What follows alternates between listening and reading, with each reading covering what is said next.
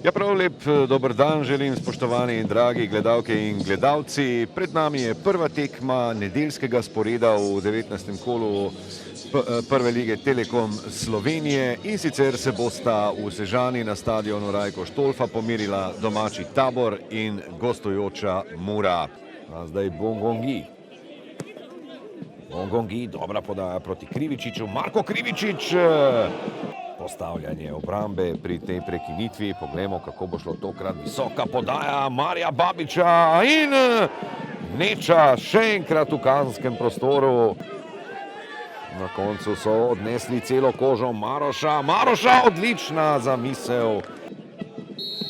A poglejmo. Sikimić prek vrat. Velika napaka, priložnost za Muro. Maroša si pripravlja položaj za zaključni udarec in Maroša mimo vrat. Tule je nogo iztegnil Antonio Zinović, ponovno se bosta borila s Šušnjaro, tokrat Šušnjara uspešnejši, je že v kazenskem prostoru. Luka Šušnjara in gol! Gol Šušnjare v 54. minuti je tule prefinjeno v kanju Arjana Renerja. In prišel do svojega 5. gola v letošnji sezoni. Tretji na listi strelcev pri Prekmurcih, ki zdaj vodijo z 1-0. Tam je bil, ključna je bila volja, želja, lakota po tej žogi prav v tem duelu z Antonijom Azinovićem. Tvegana podaja, vendar na koncu le dovolj dobra, da se ni mogel Maroša vmešati. No in lep prenos igre zdaj v napadalno polovico, to da bojim se, da to ni dvojna kombinacija, ki bi obrodila sadove. Pucko je izgubil tla pod nogama, tam je Bongongi padel po tleh in to je zdaj 11-metrovka. Po krajšem razmisleku je Balažič pokazal na belo točko in domači so dobili še tretjo 11-metrovko. Še brez obrambe, premagala sta ga Majcen in Vukušić pri 11-metrovkah. Kako bo s Sikimićem?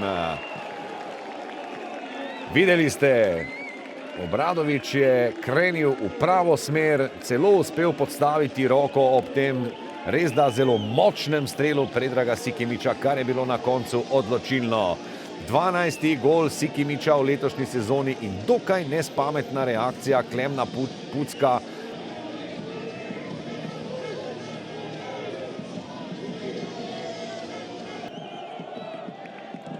Visoka podaja iz kota, tam je Sever podstavil glavo.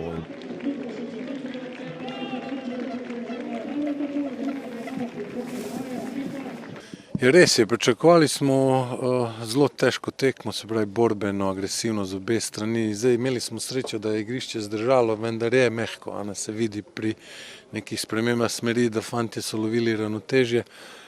Vendar, kaj reči, tekma je, kot ste videli, se pravi, smo lahko veseli s točko, kajti zaostajali smo, fanti smo do konca ustrajali, tudi vztrajnost Bongija nekako nam je prinesla ta nagrado iz 11-metrovke, Peđa tudi suvereno zabil, tako da gremo dalje.